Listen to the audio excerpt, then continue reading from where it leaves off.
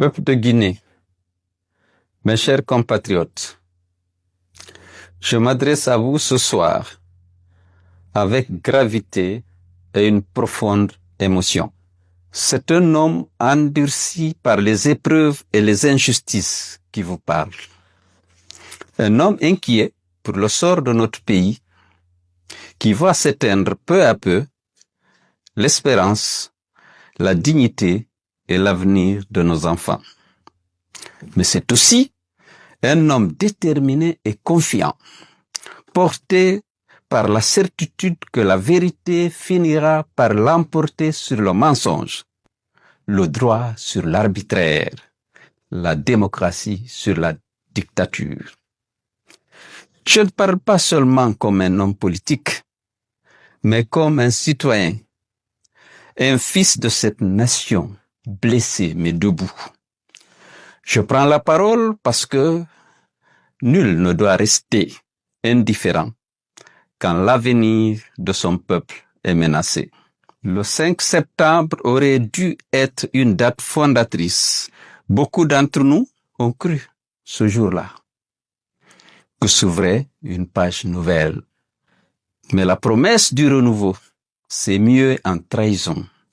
Au lieu de la renaissance, ce fut le déclin, la confiscation de nos droits et libertés, l'enterrement de la démocratie et, en perspective, la violation de la parole d'honneur et la commission du parjure, ainsi que la confiscation du pouvoir.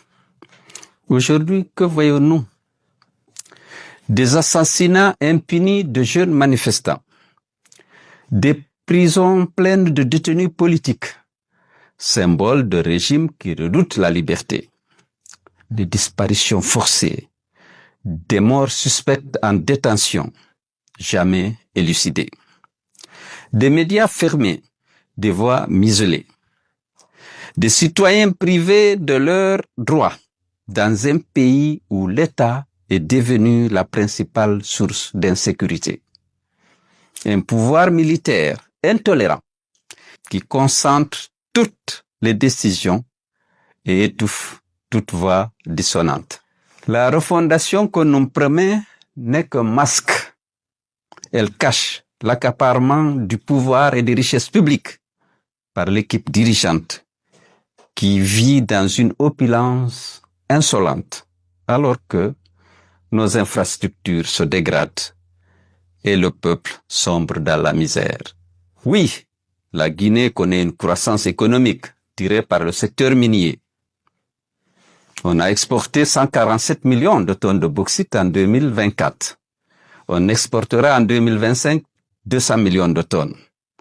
Mais quel impact sur les conditions de vie de la population quand les fruits de cette croissance ne servent qu'à enrichir les dirigeants, à financer les manifestations destinées à promouvoir le maintien de Mamadi Doumbouya au pouvoir et à acheter la conscience des leaders d'opinion pour qu'ils soutiennent ce funeste projet.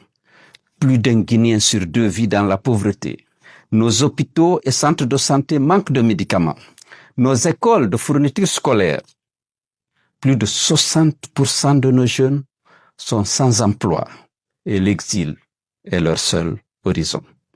Nous avons des richesses, mais à raison de la mauvaise gouvernance, notre peuple s'enfonce tous les jours dans la misère. Voilà la réalité, peuple de Guinée. Nous avons toujours tendu la main au dialogue pour donner toutes les chances à la paix.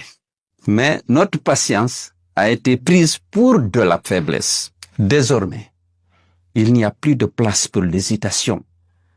Il nous faut défendre nos droits et reconquérir nos libertés.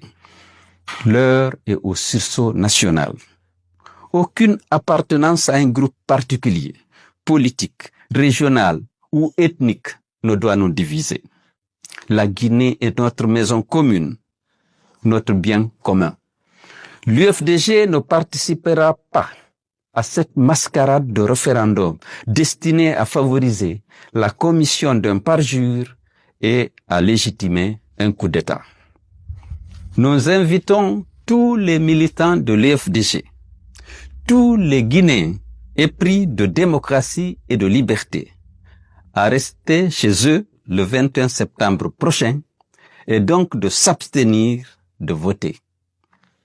Car même si vous votez non, votre vote sera compté oui.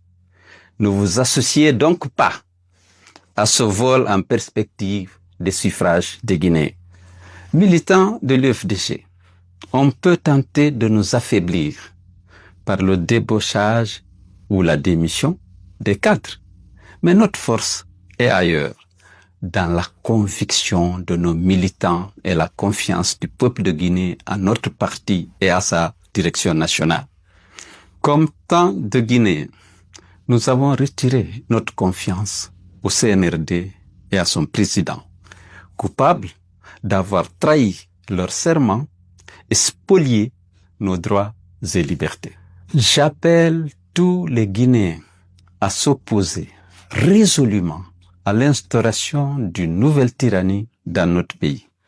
À la communauté internationale, je dis, ne soyez pas complices de la junte dans sa volonté de confisquer la souveraineté du peuple, de choisir librement ses dirigeants. N'apportez pas votre caution à un simulacre de démocratie. Comprenez qu'il n'y a pas de stabilité sans justice, pas de paix durable sans liberté. Mes chers compatriotes, résister, ce n'est pas seulement s'abstenir de participer à la mascarade électorale du 21 septembre 2025.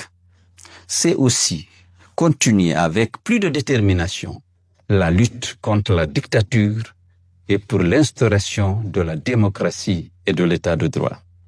Notre ambition demeure la construction d'une Guinée réconciliée avec elle-même, une Guinée de justice où la loi s'applique à tous, une Guinée de liberté où chaque citoyen peut s'exprimer sans crainte ni risque, une Guinée d'opportunités où nos enfants peuvent rêver, apprendre et réussir dans leur propre pays. Nous ne vaincrons la dictature que par notre unité et notre détermination, ainsi que notre esprit de sacrifice. Car l'histoire l'enseigne, la force brutale finit toujours par s'effondrer devant la force des convictions et la détermination des peuples. Je tends la main à chacun de vous. Je crois en notre avenir commun. Je crois en la Guinée. Ensemble, nous bâtirons un pays où la liberté, la justice et la dignité ne sont pas des promesses, mais des réalités. Je me bats pas pour un poste, pas pour un groupe particulier, mais pour que chaque Guinéen, riche ou pauvre, jeune ou vieux, puisse vivre libre et digne dans notre Guinée. Voilà le combat de ma vie et je l'assumerai jusqu'au bout. Peuple martyr de Guinée, debout. Debout pour la dignité de notre peuple. Debout pour l'avenir de notre nation. Debout pour une Guinée libre et démocratique. Oui, je crois en cette Guinée. Je crois en vous. Ensemble, nous vaincrons. Vive la Guinée, vive la République.